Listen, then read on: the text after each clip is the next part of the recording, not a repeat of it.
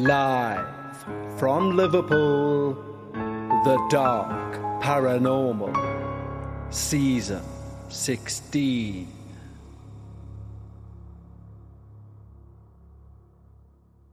Hello everyone and welcome back to The Dark Paranormal, Season 16, Episode 7. And I think we've broken the record for correspondence incoming for the entire duration of The Dark Paranormal this week.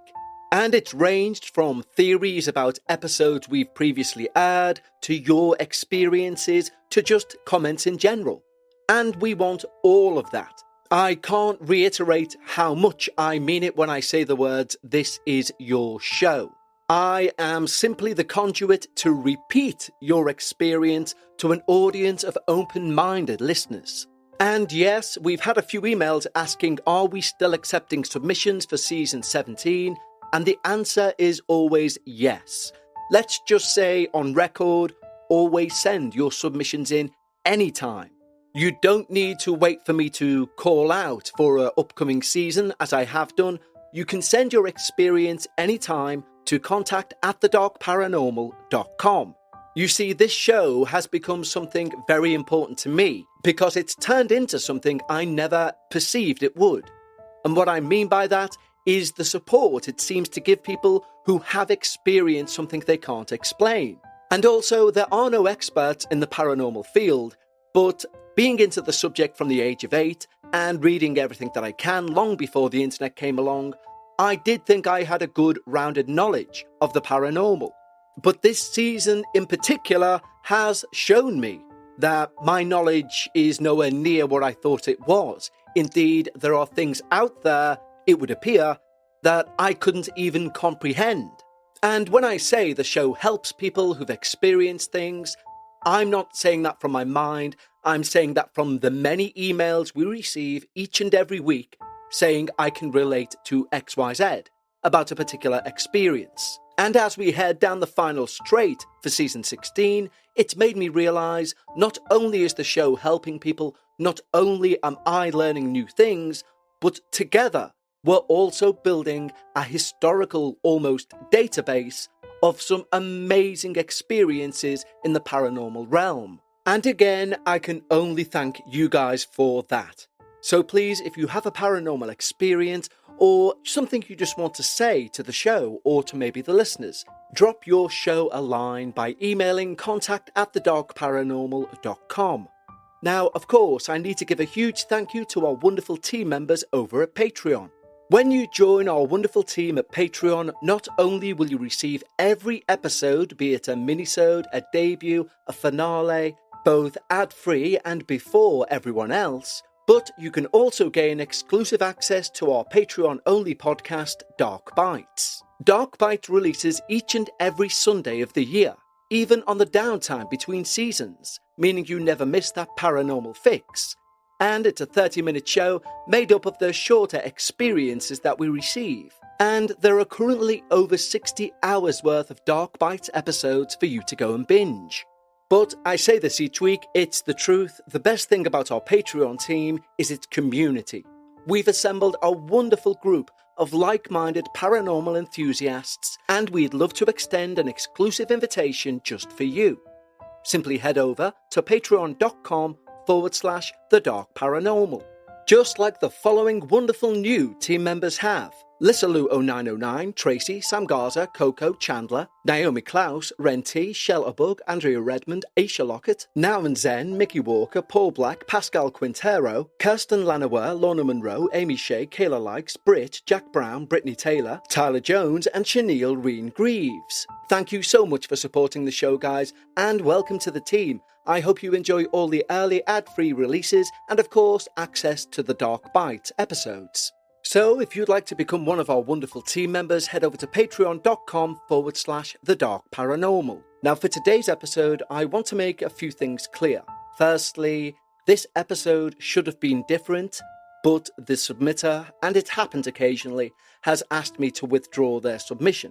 Which, of course, we abide by. It's fine, it's your safe space, and if you decide after submitting something you no longer want it read out, just let me know. Secondly, there are mentions of both self-harm and suicide within this episode, so please bear that in mind when listening. And finally, this experience was chosen through sheer serendipity. My copy of a book mentioned in this episode arrived through the mailbox as I was reading this email that had been sent. So I took that as a bit of a message. Maybe somebody needs to hear this experience. Who knows? It might be you. But right now, lower the lights. Make yourself comfortable and, most importantly, leave your disbelief at the door as we hear all about someone tormented by darkness. I'm a new listener to your show, and I've binged about 4 seasons in the last 2 weeks. So I thought I'd reach out and share my experience. I'm writing to tell you about a group of experiences that I had in my early teens up to my late 20s. It all started when I went and bought what I thought was a cool-looking Gothic cross from a local jewellery store. I was 16 at that time, edgy and very much into the paranormal, specifically demons. I always had paranormal experiences as a growing child, but my parents would never believe me. With said experiences came the insomnia, and I'd go days without sleep.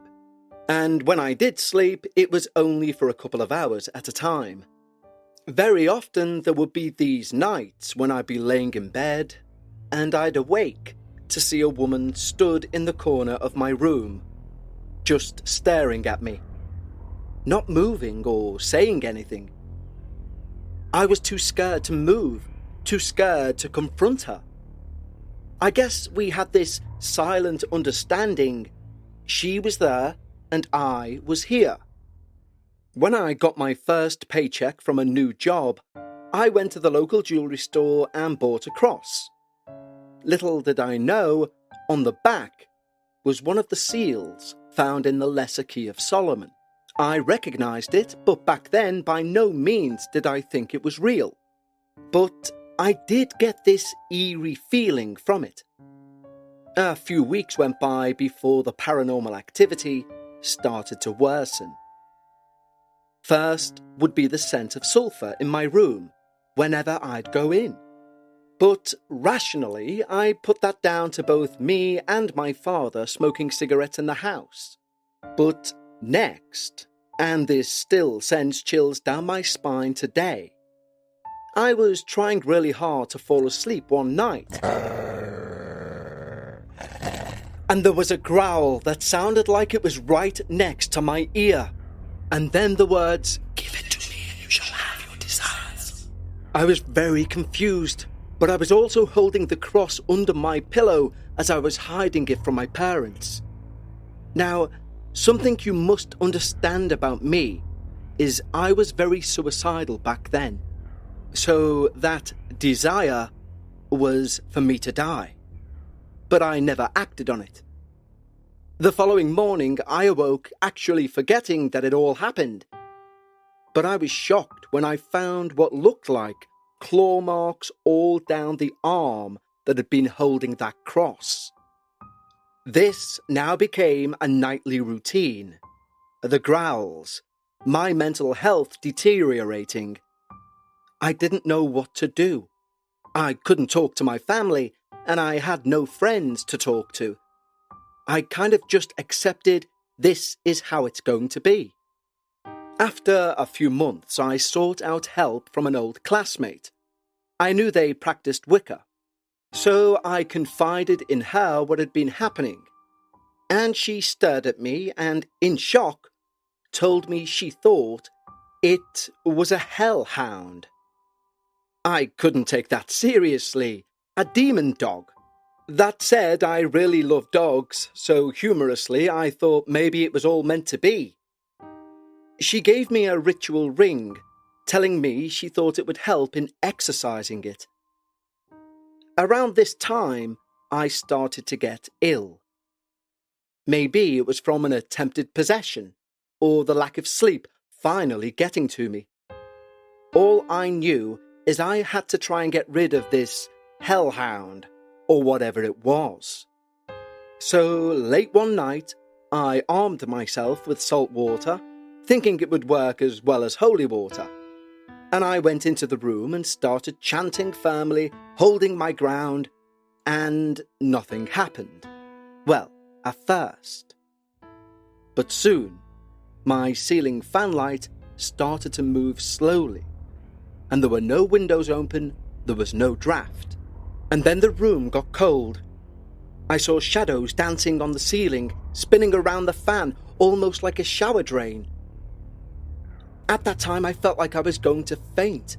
I was still so sick and weak, but I persevered, and it stopped. Was it done? Was I free? Hell no. The next day, it was almost as if I was on my deathbed, and I was so ill that my worst nightmare happened. My parents confined me to my bedroom, saying I needed bed rest. It felt like it was months. I was unable to go into school, but the doctors couldn't find anything wrong. I was weak. I couldn't keep food down, and I was just in constant pain. And then came the nightmares. I started seeing things I could never know, like how people who had died. Was it real? I couldn't be sure. I had no way of verifying. And then I started seeing people who were alive dying in the future. There was one that has stuck with me now 15 years later. I saw a single mum and her child in their home, and someone broke in, and they drowned the mother in front of the child. A year later, and I'm working in a restaurant job.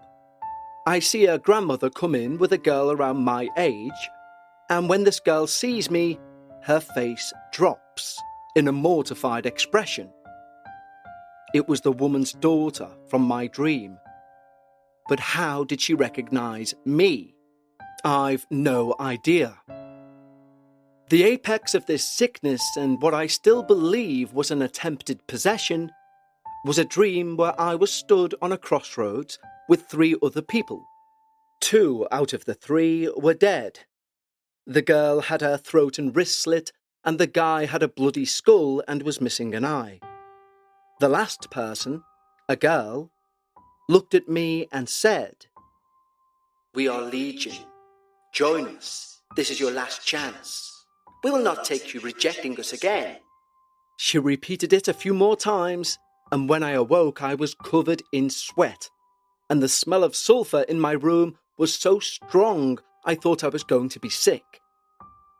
I lay there, trying to come back to reality, and I looked at the foot of my bed where normally that woman would be standing, and my heart dropped, because there was no woman this time. Instead, it was a man with yellow eyes staring at me. No, not at me, through me. And then he smiled, and I fell back asleep. That next morning, I felt better. No, more than better, I felt stronger, happier. It was so strange that last night I was basically dying in bed, and now I'm magically better. And from this point, there was almost a full 12 months without any paranormal activity at all in my presence or in my home. I even started going back to school again, and I was doing better with both my grades and my mental health. It didn't last long, though. My dad came home one day and asked me to get the decorations for Christmas from the basement. I cheerfully helped him out going into that dark, dingy basement, and then I felt that long, familiar chill go down my spine that I would always feel prior to something supernatural happening. But I chose to ignore it. That was the wrong move. Let's have a quick break to talk to you about Policy Genius. There are many things you can put off in life, and life insurance was certainly one of those things for me. I literally only got mine last year. But it turns out I'm not alone, because over 40% of people wish they got life insurance much younger than the age they did. And why don't we do it earlier? Well, you think it's all red tape and forms, but Policy Genius helps you get the life insurance you need fast because they know you want to get on with your life. And to be perfectly honest, I have a peace of mind I did not expect by getting life insurance. With Policy Genius, you can find life insurance policies that start at just $292 per year for $1 million of coverage. Some options offer same-day approval and avoid unnecessary medical exams.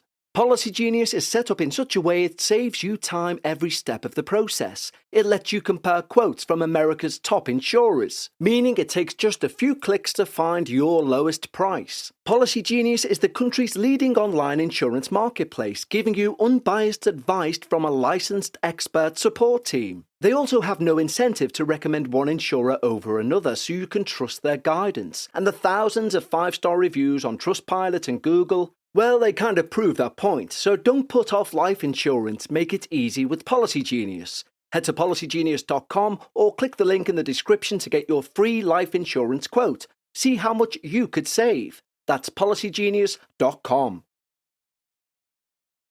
As soon as I hit the threshold, it was like I entered another time, or another house, or something. The basement walls were all covered in blood, and I could hear moaning coming from somewhere. I froze, and I let out a "hello?" to no answer. I sighed, telling myself this is going to suck, but still I kept walking into what I thought was my basement. I followed the moaning through a doorway, and it was that girl that spoke to me in the dream. She was bound by chains and covered in cuts. Holy fuck, I screamed in terror, taking a step back. But that step back was into a solid mass. "Please join us. It's the only way you can save us," said the girl. "Yes, join us," said a voice coming from behind me. "Leave me alone," I cried as arms gripped my shoulders. "Come on, son. Just kill her. Kill her and be the chosen one," said the voice behind me. And like that, I woke up. Or was I asleep all along? I was in the basement and there was no blood, no grotesque woman in bondage. Just my parents' hoard of boxes and other crap. I got the decorations and I ran upstairs. My dad joked, saying it looks like I've seen a ghost, and my mum asked why my eyes were black and why I was crying. And just like that, I fell back into depression. But I also had a new resolve, and that was to find out as much as I could about this Legion. And also to find out if it was even a real thing or I was just schizophrenic. I began walking to the library every day to study up on demons and magic, fearing that the ritual that the girl had given to me so long ago was not what she said it was, and instead invited this Legion to come along and haunt me. The woman in the corner started to reappear in my room, this time with a sinister aura, like she meant harm to me. One night I was laying in bed, reading a book, and I look up to the ceiling fan, which, once again, has started to move by its own accord. There's no breeze, there's no window open, there's only me in the room. Well, me and my creepy lady in the corner. Even though the lady soon disappeared, I prepared myself for whatever may come that night. But nothing did. At least, not whilst I was awake. Later that night, I awoke to a thud that sounded like it was right beside my head, which would be impossible because there was a wall there. Following that, my bed got heavy, like someone was crawling in it with me. The weight started moving up my legs and finally onto my chest. Then I smelled sulphur, and I said to myself, if this is the end, then I'm going to die with honour. "Join us," said a voice from somewhere, but it wasn't English. "Why me?" I asked, trying to sound strong. "Your blood will free us," it told me. "Then kill me and be done with it," I yelled. I yelled it so loudly that it woke my parents, and they both ran into my room. The weight that was on my chest was gone in that instant. And no one else was in the room, not that girl, not anyone. My parents demanded to know if I was on drugs or if I was suicidal. I told them no, and I started crying, trying to explain everything, but they obviously didn't believe me. Instead, they told me if this didn't stop, they'd have to put me in a mental hospital, only because they were scared for my safety. Looking back, that probably would have been for the best, to be honest. I didn't have issues outside of being at home. Maybe I could have been free, but I had something in the back of my head telling me that it would be the end of it for my parents. They would die, and then I would as well. I put on a fake smile after this and pretended nothing was happening.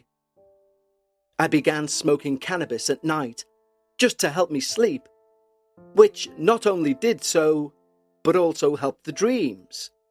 Years later, we end up losing that house due to my mother's gambling addiction. So we lived in a motel for a while before we got another apartment. For a time, the paranormal activity seemed to have stopped, only because I wasn't in that house anymore. That's until one night. I was sleeping in bed, but I woke up, and I'm not sure what woke me up, but as I lay there, a face materialized out of nowhere and come flying into my face. Then it all began again. The woman had returned to the corner of this new bedroom. Something else, though, was in the closet. I hated that closet. I always felt like something dark was in there. So I thought if I blocked it off, I'd be safe. I set my jerry-rigged bed up so it was against the closet, making it useless. Now comes the darkest time of my life, and I think the paranormal activity I was experiencing only made it that much worse. I met a girl on Xbox, and originally my intention was just to be friends, as I'd just gotten out of a 4-year-old relationship, and I didn't know at the time, but this girl was very troubled. It started out innocently enough. We exchanged numbers, and we made plans to hang out at some point because she was 2 cities away from me. One night, we're talking on the phone, and she seemed upset. I tried to console her and told her she could tell me what was bothering her. I wouldn't judge her, and I was being honest. I'm not a judgmental person. Next thing, she sends me some photos. Photos of herself, with fresh cuts on her body. It threw me back because I only knew one other person who self-harmed, and well, we aren't really friends anymore. But we got closer after that night, and then I began self-harming, and we both fed into each other, and that darkness that was in my bedroom was feeding into that. One thing led to another, and one night I was having a bad night. My parents were fighting, and I was hiding in my room. So me and this girl start talking on Skype, and she began self-harming. But she blamed me for why she was doing it. She blamed me for all of her problems. I had a meltdown, and I ended up seeking psychiatric help. But her words that day still replay in my head today, effectively giving me PTSD. Whilst in the hospital, I met my fiancée. She was crying in the hallway one morning, and I just said, "Hey, you look like you need a cigarette." And from that small offer, we've been together for the last 13 years. She came home with me to Mum and Dad, and we shared our experiences with the paranormal. She started to see the woman as well. But also, she unbarricaded the closet. One night, we were in bed and it was stormy outside. The lightning woke me up. I turned to face her, and it wasn't her. Instead, it was some twisted, evil-looking woman staring back at me, smiling a wicked smile. Another night, she'd gotten up to use the washroom, and when she came back, I saw the woman instead of her, and I went to throw my lamp at her. Thankfully, it was plugged into the wall. My parents and I had a falling out that summer, and we moved into her parents. And this is where the second spirit comes in. We lived in their basement for a short time, but during that time, we would see a shadow person in the corner of our eyes, almost sneaking up to us. To this very day, we still see this figure, but we both try to ignore it. We try to not give it any power. Back then, however, we didn't, and we fed into it. And we would notice stuff go missing, or we'd start blaming each other when things were moved around in the basement. We weren't with our parents for long, because my partner tried to take her life again. We'd broken up before this point, but obviously I still ensured she was okay. While she was in hospital though, our puppy died from poisoning. I think it was one of the two spirits that follow us around. With that, I left, and I went back to my parents. And she soon followed, but so did the spirits. We lived like this for a while before returning to her parents, after her dad converted the basement into an apartment. Jumping a few years forward, and we had our first baby. I had to work early, so while my spouse moved upstairs with the baby, I stayed in the basement. Again, I fell into a deep depression, and this was around the time COVID began.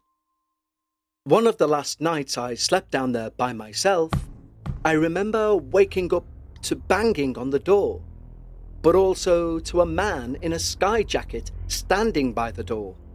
I didn't think it was a spirit, I thought it was an intruder, so I pretended to stay asleep, watching him, and he just disappeared. After that, I was hyper-vigilant on making sure all the doors were locked. I won't go into the rest of the time that we spent in that place, only to say it wasn't pleasant, and her father definitely has some sort of dark spirit attached to him as well. Like myself, he's very in tune with paranormal sensing, as well as seeing things normal people would not. We are now in our own apartment, and thankfully, the woman no longer follows me. Well, as far as I know. But I do sometimes feel like someone still joins me in bed. I'll be laying there, and I'll feel the bed compress, like someone is jumping in the bed. But when I turn to look, there's no one there. Her father ended up moving in with us for a small time, and he brought some old family heirlooms. While he seemed happier with us, I still noticed a dark aura around him. And with that being said, I also felt it in his room. He left those heirlooms here when he left, and I assume that is the anchor for his spirits. So now it's the four of us, my spouse and I, and my daughter and son. And my son is starting to show signs of my gifts, and that scares the hell out of me, as I wouldn't wish my experiences on anyone. All the mental abuse, all of the physical trials I had to go through due to this paranormal activity, I wouldn't wish on my worst enemy, let alone my own son. If you or any of the people listening have any questions, feel free to reach out. I really enjoy your podcasts, and I like listening to everyone else's experiences. It's also nice to know I'm not alone. Anonymous. Well, thank you so much, Anonymous, for your submission that made it by sheer chance as episode 7 of season 16. And as I read your email through, I knew and know already there are people out there who are going to doubt parts of your email. But here's the thing, and one of the main reasons I chose to read it, because initially, on first view, it can appear to be rather far-fetched even in the realm of the paranormal. However, there are 2 points you mention, and I won't say which ones they are because I don't want to spoil a future episode, but there are 2 points you mention that 2 separate individual emails mention the exact same thing in regards to working with demons and the effect they can have on you. And when I say working with demons, I mean in the literal sense, allegedly being able to summon demons and make them do your bidding. And there is one other part that I can mention that did make me think, combined, these are things which I know have happened to other people. So therefore, those emails that you're not aware of have acted in a sort of validatory way to convince me to use your experience today.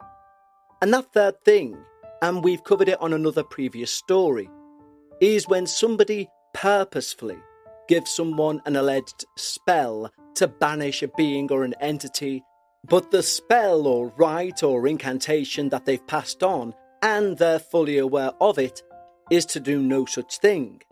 It's either to pass something they have on them onto you, or they do it in the knowledge that you are going to pull something out of the darkness that's going to attach itself to you. The spell, the incantation, whatever it is, it's been given to you in malice.